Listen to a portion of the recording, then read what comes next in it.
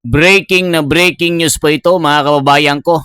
Lovely Granada nagsalita na dito sa pagpanaw ni Mima Alicia na isang kilalang pro-BBM vlogger.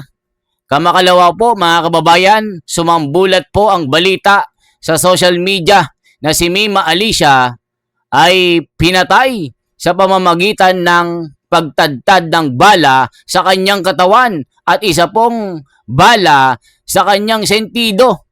Dito mga kababayan, talagang nabulabog ang social media, lalong-lalo na po ang mga taga-suporta ng mga pro-BBM. Dito po nagkaroon po ng mga agam-agam na balita. Yung iba turo ng turo pero wala pang ebidensya. At yung ibang mga person of interest mga kababayan, tinukoy na.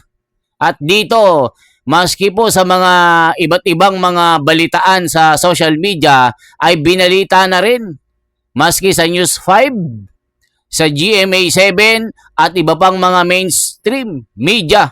So dito si Lovely Granada, matindi po magsalita ito. Ang sabi niya po dito mga kababayan, si Mima na mahinga na. Ito po ang kanyang pasabog. Si Mima na mahinga na. Malaya sa magulong mundo. Si Tatay Kulkog nyo. Mga kababayan, ito na naman tayo. Tinawag na kulkog si Tatay Digong. Buhay na buhay, ramdam ang kahihiyan. Worldwide, from yabang to kulungan. O nakita nyo mga kababayan? Dito po mga kababayan, sa pagkamatay ni Mima Alicia na kilalang pro-BBM vlogger, kilala po natin si Mima Alicia na matapang magsalita. Minsan po hindi pinag-iisipan yung mga sinasabi, basta makabanat, paldo na. So dito mga kababayan, from the word kulkog, tila si Lovely Granada, mga kababayan, na isang kilalang kung makatira po kay Sara Duterte, mas nanaisin mo na lang na ilipat sa ibang vlogger pag siyang nagsasalita. Kasi nga po, pagka ikaw ay maka Duterte ka, makasara ka, masasakit ang kanyang mga sinasabi. Talagang hindi nakakain ng kahit sinong siraulong aso. So dito mga kababayan, sinasabi po ng iba, bakit tila maraming natuwa? Disclaimer po mga kababayan, hindi po natin ikinakatuwa ang pagpanaw ni Mima Alicia. Sa isang panahon mga kababayan, nakasama ko rin ito nung kumpanya or kampanya ni BBM at Sara nung 2022. Batang-bata pa ito. 20 anyos lang nung nakilala ko ito mga kababayan. Ngayon ay 24-year-old. So yan nga po yung sumabog na balita na talagang yung una kasi mga kababayan yung kanilang mga information tila nagkarambol-rambol. Hindi naman pala pinasok ito sa bahay. Yung pala ay inabangan na mismo sa harapan ng bahay nung magpaparking na ng kotse. Yung kanyang live-in partner at si Mima Alicia ay nandun sa kanyang kaliwang bahagi ng upuan, dun na niratrat ng bala. At sabi sa balita po mga kababayan, nakatakbo pa ito. At natumba, parang pelikula nga mga kababayan nung nakatakbo, may tama na ng bala ang kanyang katawan. Nung natumba, tinuluyan pa ng isang bala na siyang tumapos sa kanyang buhay. So dito, ang tanong po ng nakakarami, iilan lang naman lang ito mga kababayan, yung mga loyalista, bakit daw, ikinatutuwa daw ang pagpanaw ni Mima Alicia? Bakit ba? May ipapakita akong video sa inyo at kayo nang humusga. So dito kay Lovely Granada, tila matindi ang kanyang pasabog na komento. Si Mima daw na mahinga na, malaya na sa magulong mundo. Si Tatay Kulkog nyo, ayan, di ba? Yan sa salitang kulkog, tila mabigat din na isang mensahe sa isang taong na nakayuko na nga, dapang-dapa na, sasabihan mo pang kulkog. So dito sa salitang ito mga kababayan, masakit po ito. Bilang taga-suporta kay Tatay Digong, masakit na sabihing kulkog si Tatay Digong kasi isa po akong mahal na mahal ko rin si Tatay Digong. Noon pa yan sa Manila Bay. So dito, masakit na sabihin na kulkog. So dito natin malalaman bakit marami pong naghaha sa mga post na ito, disclaimer po ha, hindi po natin kino-content si Mima para lang sa ating sariling interes. Ito, magbibigay po tayo ng kaliwanagan. Bakit? Saan ba nanghuhugot yung mga nagmamahal kay Tatay Digong? Saan ba sila humuhugot ng kanilang mga sinasabi? Bakit? Yung mga comment daw, marami pang natuwa nung si Mima ay pumanaw na. O eto, mga kababayan. Ayan na si si Lovely Granada ha, si Mima na mahinga na, malaya na sa magulong mundo, si Tatay Kulkog nyo, tingnan, tinatawag na Kulkog. Buhay, ramdam ang kahihiyan worldwide from yabang to kulungan. O, kita nyo. So dito, meron akong papakitang video, reaction din ito ni Panchang. Ito, kagigising ko lang, Lovely. Hirap naman kasi lamasin ng asin yung bunganga mo Baka mahiwa pa ako. Tignan nyo mga kababayan. Ito po. Ito, tignan nyo ha. Tignan nyo po. Ito po yung mga komento. Yung iba kapag na-tegi, sinasabi ng mga tao, naku sayang naman, mabuting tao pa naman yan. Nung siya na-tegi, deserve. Ayan, marami pong nagsasabi na deserve. Kasi yung bunganga ay talagang mahirap. Ito po mga kababayan. Ito, karma is real. Kita nyo. Masama kasi yun. Mag-wish ka ng masama sa kapwa mo. 10 times ang balik sa'yo nun. Karma is real, ma'am. Yes, karma is real. Diba sinasabi ko lagi na there is a karmic debt. Ibig sabihin, pag gumawa ka ng masama sa kapwa mo, hindi ka man singilin ng karma ngayon, nagkaroon ka na ng utang kay karma at sisingilin ka niya in due time. Nakakalungkot lang, no, isipin na ganito yung nangyari sa kanya. Wala Yung pagsayaw-sayaw niya ng tatay niyo karton, uuwing nakagarapon, o kaya bring him bones, ganyan-ganyan. Ayan mga kababayan. Itong si Mima kasi, yung kanyang mga vlog, talagang hindi makain po ng siraulong aso. Pag inyong napakinggan ito, talagang tatakpan mo na lang yung tenga mo o ililipat mo yung channel niya. Kasi nga, masakit magsalita. Yung sinasabi na bring him home, sinasabi niya bring him bones. Tapos sinasabi niya kay Tatay Digong, uuwing nakagarapon. Isipin niyo mga kababayan, pagka ikaw ay mahal na mahal mo si Tatay Digong at talagang supporter ka, masasaktan ka talaga. So yung ibang mga vlogger kasi, mga kababayan, kumita lang po para magkaroon po sila ng highlights. Hindi na po pinag-iisipan yung mga bagay-bagay na lumalabas sa kanilang bibig. Kung sino-sino na lang ang kanilang binabanatan at below the belt na rin. Dito rin sinabihan niya si Sarah na may lalaki, nagpunta sa abroad, nagpalaglag, may kabit. Kung ano-ano ang mga sinasabi mga kababayan at talagang yung mura, hindi makain ng siraulong aso. Ito pa, tignan nyo po mga kababayan, ipakita po natin. Bakit? Saan nang gagaling yung galit ng mga taga-suporta ni Tatay Digong na DDS? Tignan nyo po. Ito mga kababayan, napakinggan po natin. Si Panchang ito. Disclaimer, hindi ko kinasisiya ang pagkawala niya, pero naniniwala ako sa karmic debt. Libre lang maging mabait. Tignan nyo mga kababayan. Tignan po natin. Hindi na tayo magko-comment pa. Ayan, kauuwi lang ng babaeng ito galing trabaho. Anyway, so, eto na nga yung pangako ko sa inyo. Nagagawan ko ng video yung pagkamatay ni Alicia Lipata. Okay, kaya ako ginagawa ang video na to ay hindi para i-content siya. Okay, gusto ko lang basagin ang naratibo na pinapakalat ng mga BBM vloggers and nag-join force na sila with kakamping vlogger. Ano ba yung sinasabi ko? So, namatay si Alicia sa bahay niya kagabi. Binaril siya sa ulo. Sa mga hindi nakakaalam, si Alicia ay kilala na palamura sa vice-presidente. At kung ano-ano ang mga pinakalat niyang fake news doon sa isa niyang video kasama ang kaibigan niya. Na kaya si BP Sara daw ay nagpalaglag, si BP Sara daw ay tomboy, si BP Sara daw ay may kabit na basketball player, kung ano-ano. medyo strong din si Alicia sa panlalait kay Tatay Digong na tatay niyo karton, bring him bones, ilagay sa garapon, ganyan.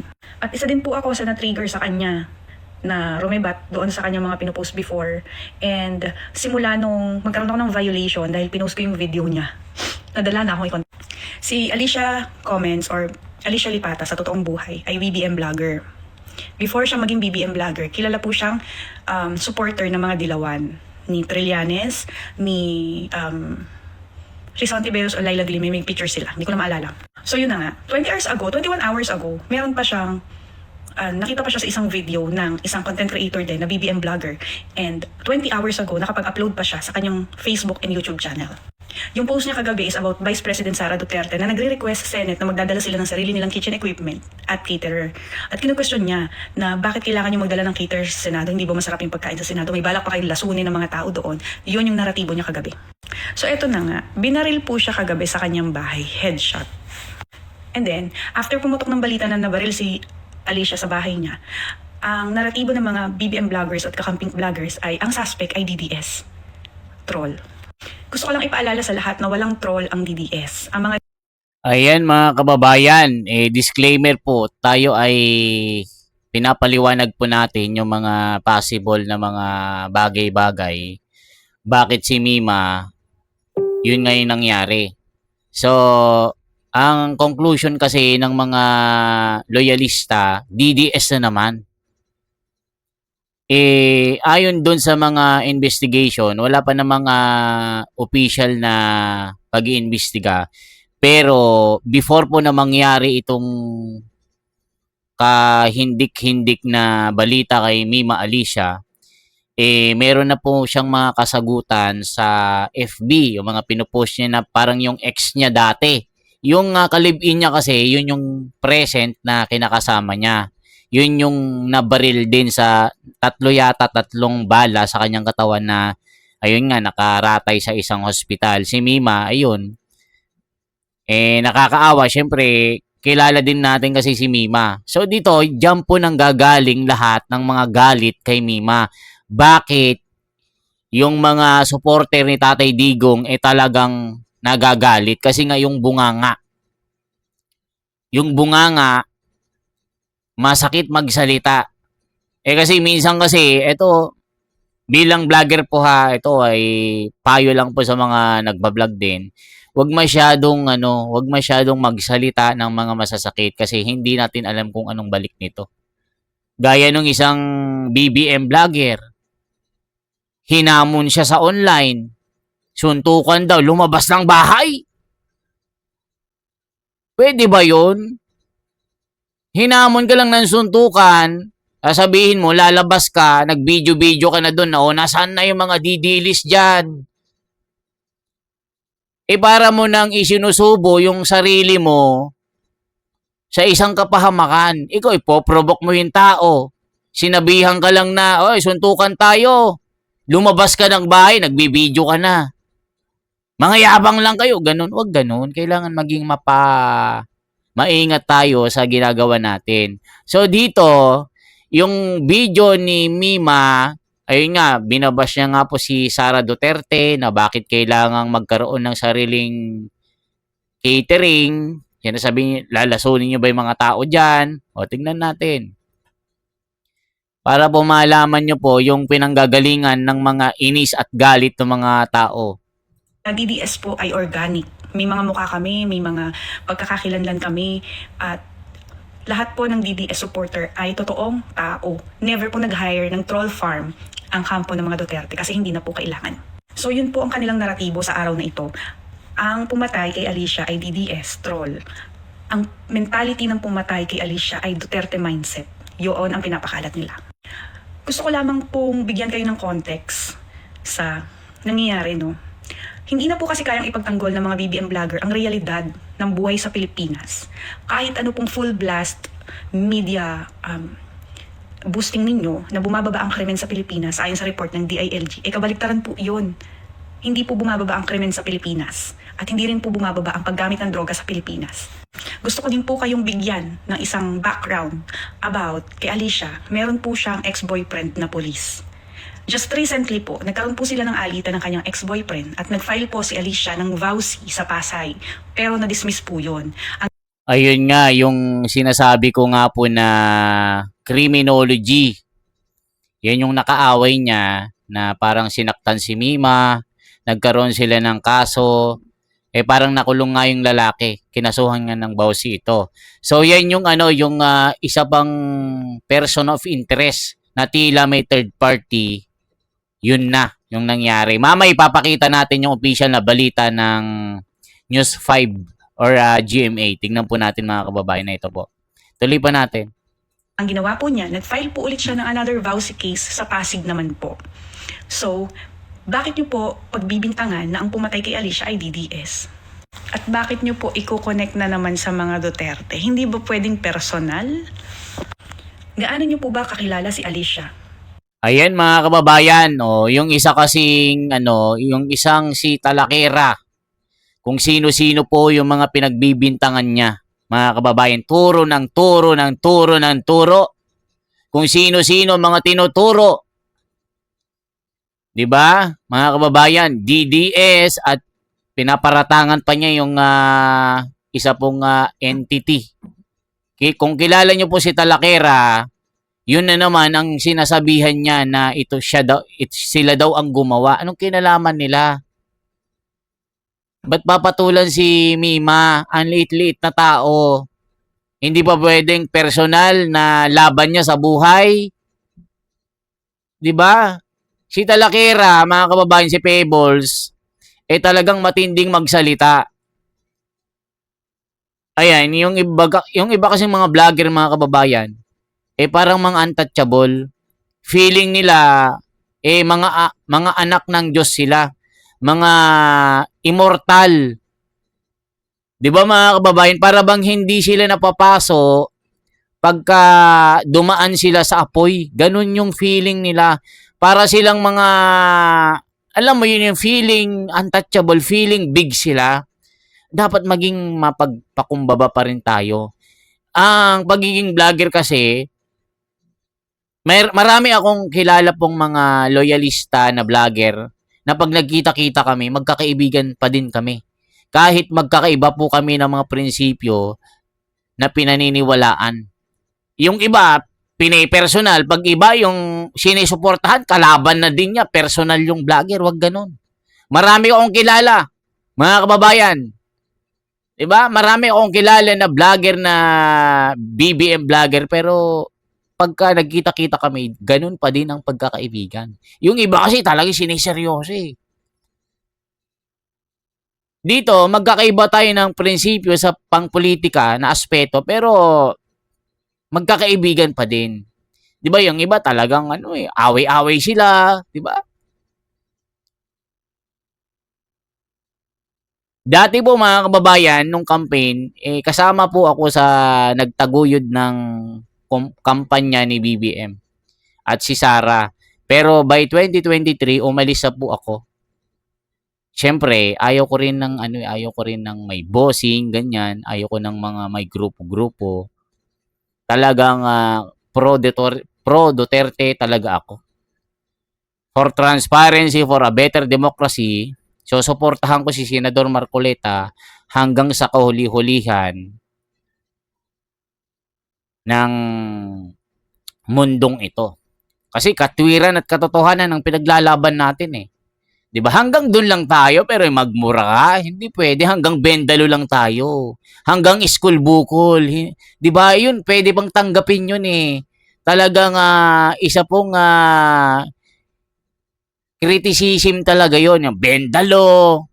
'Di ba? Hanggang doon tayo, pero yung parang Mima, parang ibang yung isang taga-Canada din, grabe din yun mga kapatid. Grabe din magsalita, hindi nakakain ng siraulong aso. Ganun po, doon po nang gagaling yung sama ng loob ng karamihang nagagalit sa pagkapanaw ni Mima. Pero sa akin, bilang vlogger, naaawa rin po ako kay Mima dahil sa nangyari sa kanya, dahil may anak po itong maliit. Pero gaya nga ng sinasabi ni ate, kayo na lang humusga. Dito, kinokontent lang po natin para maliwanagan kasi yung mga naratibo ng mga tangalista, bobolista. Yan, pwede pa tangalista, bobolista. Kasi sinasabi niyo mga DDS, DD sheet, DD list. O kayo, ang tawag sa inyo, tangalista, bobolista. So yun, pwede pang tanggapin yun. Pero yung mumurahin mo, pepersonalin mo, may kabit, lalasunin, uuwing nakagarapon, bring him home, naging bring him bones. 'Di ba? Ang sakit noon sa pamilya. At lalo na po sa mga taga-suporta ni Tatay Digong, masakit tanggapin 'yun. 'Di ba? Ganun 'yun. 'Di ba? Siyempre, pagka mahina-hina ka, masasaktan ka talaga, 'di ba? O ito ba, tuloy pa natin. Para mag-create kayo ng naratibo na ang may galit sa kanya ay mga DDS. Wala po kaming pakialam sa inyo. Wala po. Kahit nga si Alfred Guzman, kinasuhan si Kuya Madarahog. Wala kaming pakialam. At wala din pakialam si Kuya Madarahog na. 'Di ba? Kung trigger na kayo at galit na kayo sa mga DDS, huwag niyo namang pagbintangan na mamamatay tao kami. Tapos meron din mga nagsasabi na buhay pa daw, pakulo lang daw, ganyan-ganyan. Dito ako sa isang taong napipikon Pebbles Talakera, para ipagkalat mo sa social media mo na ang mastermind sa pagkamatay O ayan, si Pebbles Talakera. Mga kababayan, kung sino-sino po yung mga pinagbibintangan niya. Turo ng turo, mas magaling pa sa mga nag-iimbestiga. Kala mo, soko siya, nauna pa kay Gus Obelgas pag nagsabi na, nag-post agad. Kakasabi lang, wala pang nag-imbestiga, wala pa yung mga pulis, sinasabi niya na kung sino. Pwede ba yun mga kababayan? Basta na lang magpipinpoint ka kung sino yung tao. Masama yun. Diba? Tapos pag may nangyari kay pagbibintangan na naman yung mga kung sino-sino, di ba mga kababayan? O, tuloy pa natin. ni Alicia Lipata ay si BP Sara at ang INC. O, kita nyo mga kababayan?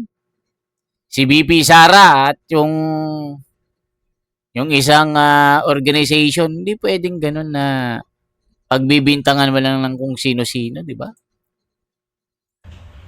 Ang katawanan mo yan ha, kapag ito yung post ni Pebbles Talakera, basahin ninyo. Hindi Ayan mga kababayan, yan po yung post ni Pebbles Talakera. O, kayo nang bahala, isundan nyo na lang yun. O, di ko na yun babasahin. Ayaw ko nang pag-usapan yan kasi syempre ang DDS vloggers like Jason sa nagsanib puwersa ang Iglesia ni Cristo at Sara Armin na sampahan. O, tignan nyo mga kababayan. O, wag na natin yan. Basta yon. Kung gusto nyong makita yung mga post si Pebbles Talakera, puntahan nyo po. Puntahan nyo po sa kanyang FB. O, ito po yung balita. Para, tignan nyo po Judy Ann Katao Urbano. Tignan nyo po mga kababayan. Tignan lang po natin ito. Ito po, yung balita po sa news. Ano to? Ito, RIP daw RIP. Mima Alicia. Ito, tignan natin yung mga balita dito na lumalabas. O ito, yung mga sinasabi ni Mima. Tignan nyo po Grabe yun! Tangay na! May basketballista ka daw? May tomboy ka pa. Tangay na! So, tangay na mo! Tangina mo. Tangay na mo! O, kita nyo mga kababayan, ito yung mga last vlog ni Mima. So, check pa natin yung Tangay na mo, Sara! o, diba? Wag na natin ano yan. O, ito po, tignan nyo po O, tignan nyo po. Ayan, meron pang sinasabi dito mga kababayan, nagkaunsehan. Ito po yung sinasabi. Di ko lang alam kung totoo ito, kumakalat po ito. 2 million lang yung binigay yung party mo na kay Boss B. Sino kayong Boss B? Wala pa sa akin. Talaga ba? Kausap ko na lang si Boss, sa inyo daw inabot. Kinukupal nyo ba ako? Naku po.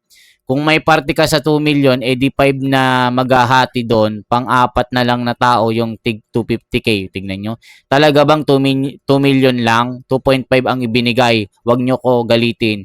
Bahala ka nga. Tapos sabi, maliit lang ang kalookan. Ako pa kukupalin nyo. Tignan nyo mga kababayan. O ito pa, tignan nyo po yung mga sinasabi ni Mima dito. Cosas, isa lang yung napapasok sa isip ko Pula. Good governance. Oo.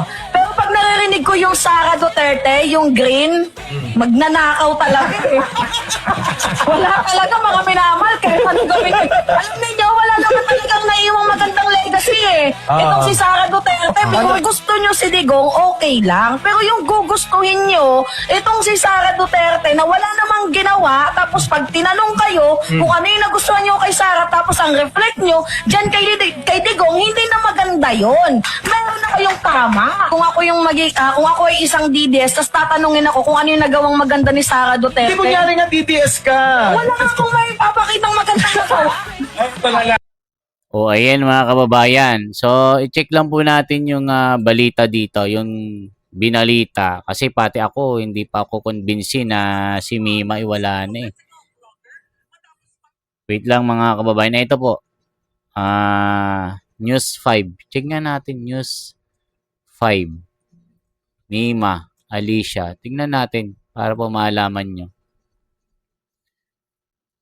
Ito, galing din sa GMA pero check natin yung... Bakit naman may parang pa-catering pa? Oh, ito po. Ito po yung sinasabi niya kay BP Sara. Ito po, tingnan niyo mga kababayan. Bakit ganon? May catering pa na nangyayari, mga minamahal. Bakit may catering? Ito na yun, oh. Ba't may catering? Sige nga. Sara Duterte wants to bring own equipment catered at the Senate room. Bakit? Hindi ba masarap yung pagkain? Tanong lang, hindi ba masarap yung pagkain? Hindi nyo ba nagustuhan? Kaya gusto ninyong magpa-cater? Yun ba yun? Hindi, gusto lang namin malaman. Yun ba yung reason? Hindi nyo nagustuhan yung pagkain, pangit yung pagkain, kaya gusto nyo magpa-catered? Yun ba yun? Nagtatanong lamang tayo. Hindi nyo nagustuhan yung pagkain or baka meron kayong dinadalang bomba dyan. Nagtatanong lang para pasabugin ang buong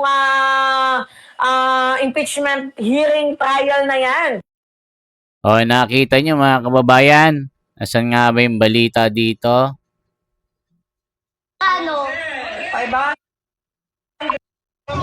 Kasi yung hawak mo na O, yun. ito po. Tignan nyo ha.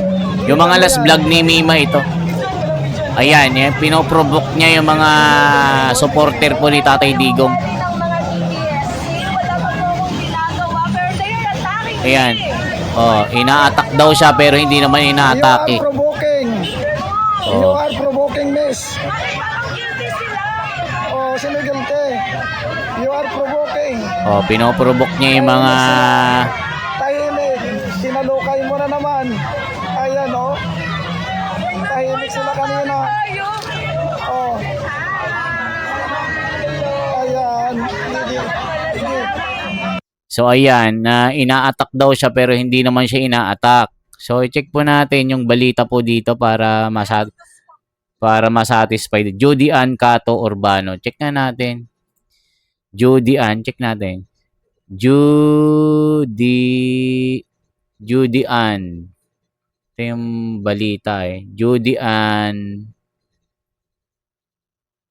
Katao Urbano. Ito po. Ito yung balita. Ito, inano lang po ito ha. Ito, balita talaga ito. Ito yung balita.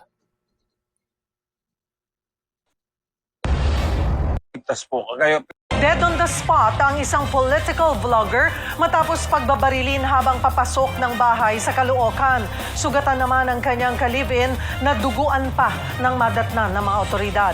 Live mula sa Caloocan, nasa front tayo ng balitang yan. O ito mga kababayan, balita po sa News 5 po ito. News 5 yata. Basta, ayan, News 5 nga po. Ito yung kasama ang full investigation ng kapulisan sa Caloocan. O, check po natin anong nangyari.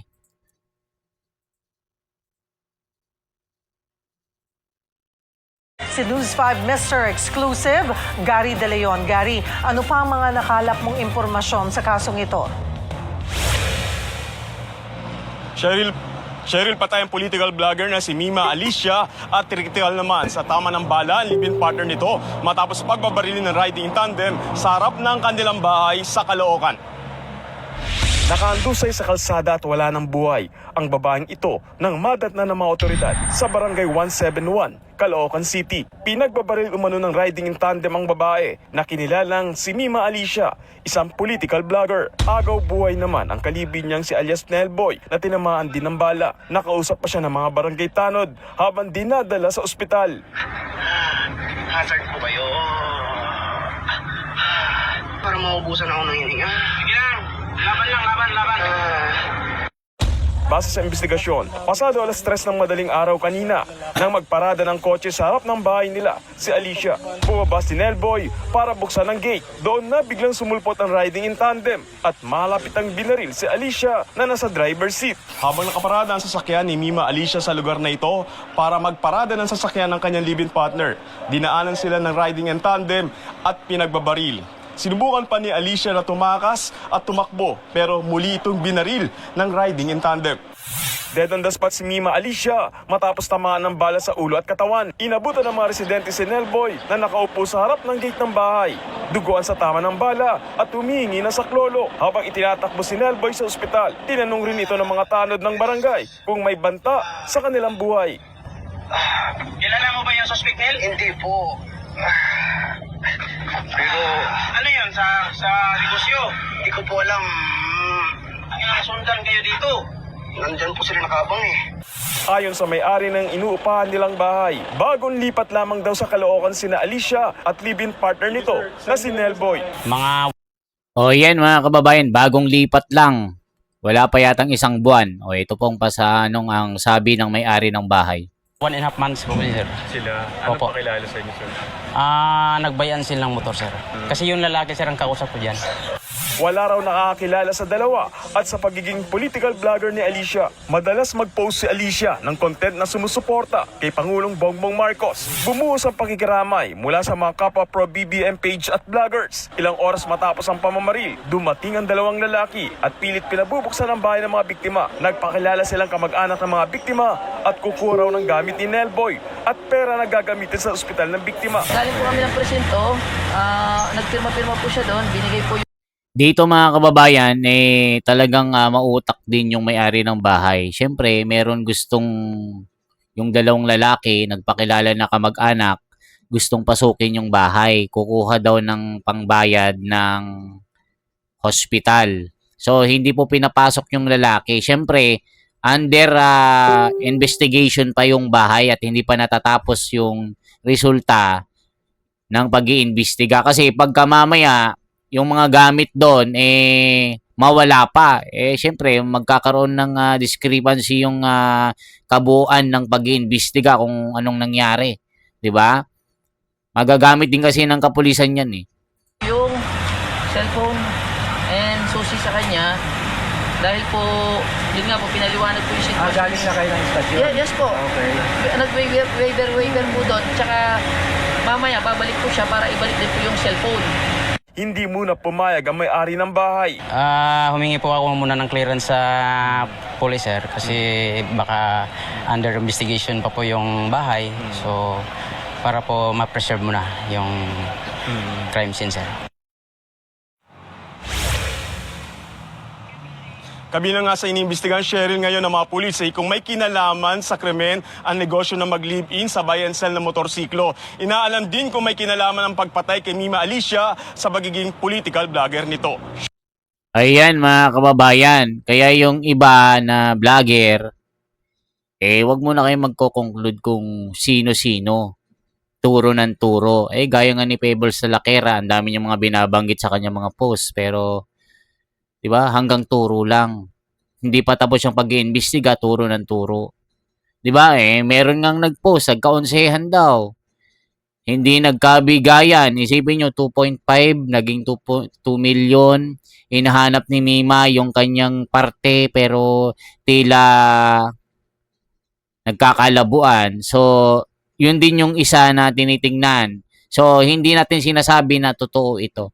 Ito yung mga kumakalat na mga balita na pwedeng mag-connect sa mga nangyari kay Mima. Bakit ganito yung kay hindik-hindik na kinasapit ng kanyang buhay. Nakakaawa po. Ako, bilang isang vlogger po at kakilala niya, nalulungkot po ako sa sinapit niya.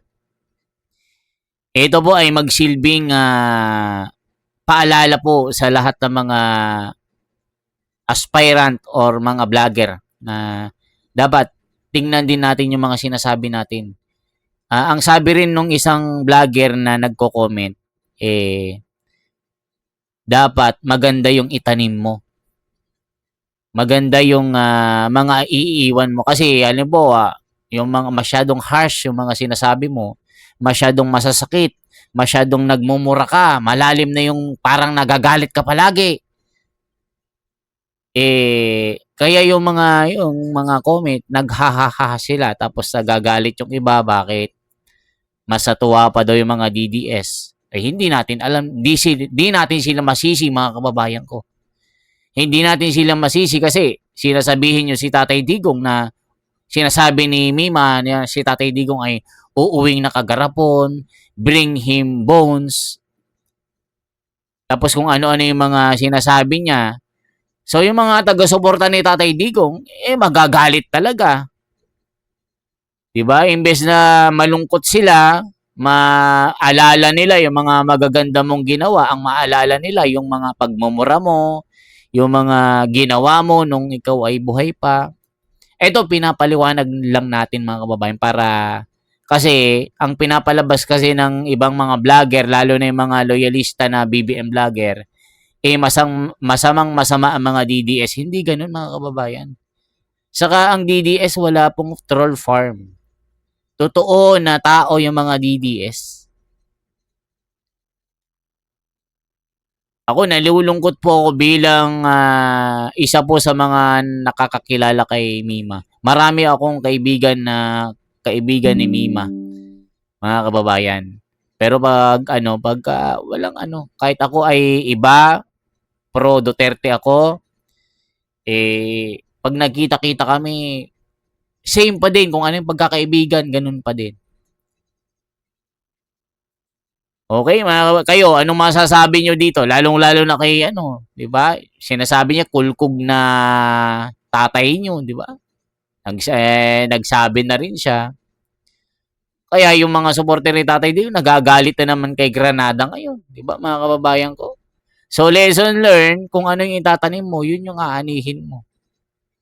Pero sana mabigyan po ng hustisya ang nangyari kay Mima.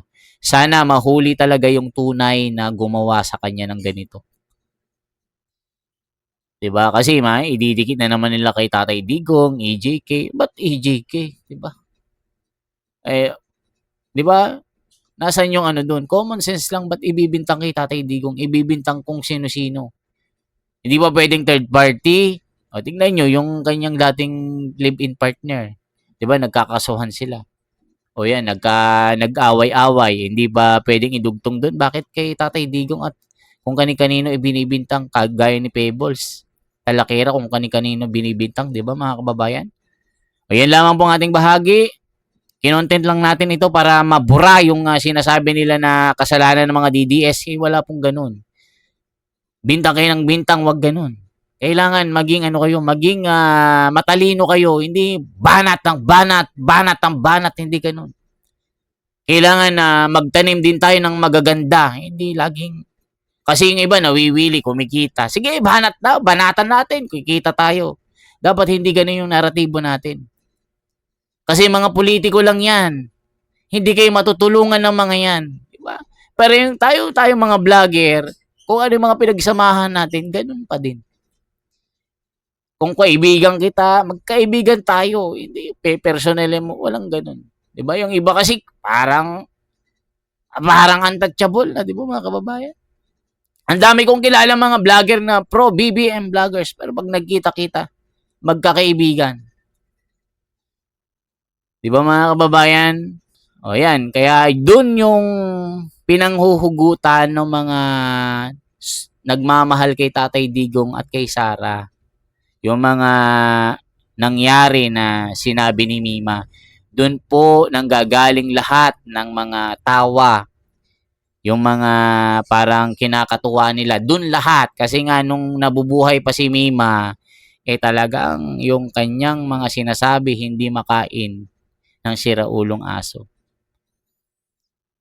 Ako ay nakikiramay po sa pamilya ni Mima at sa kanyang naiwan. Maliit pa daw yung anak niya, nakakaawa. Kilala ko po yung kaibigan ni Mima na nakita ko sa kanyang vlog na tutulungan niya yung kanyang anak. Syempre, sila yung mga close dyan eh. Okay mga kababayan, at shout out sa inyong lahat. This is the Wonders Philippines. Ma'am Mirna Aura, Gaspar Beltran, Luke Isip ng England sa UK. Salamat po sa inyo. Kay Ma'am Imelda Facon. Check natin. At sa lahat po ng mga sumusuporta sa atin, at i-follow nyo po ang ating page mga kababayan, The Wonders Philippines. Ito po. Ayan, ito yung page po natin, The Wonders Philippines. I-like and follow nyo po ito. Para po, meron po tayong mga kakampi dyan kasi yung iba dyan na mga talagang mga loyalista. Dyan lahat. Kasi naaway ako naman. Wala na akong sinasabi. Nagpa-post lang ako ng mga picture dyan. Naaway ako. Di ko alam kung bakit, di ba? Okay, salamat po. At ako si The Wonders Philippines. I-like at i-share ang video ito. Mabuhay.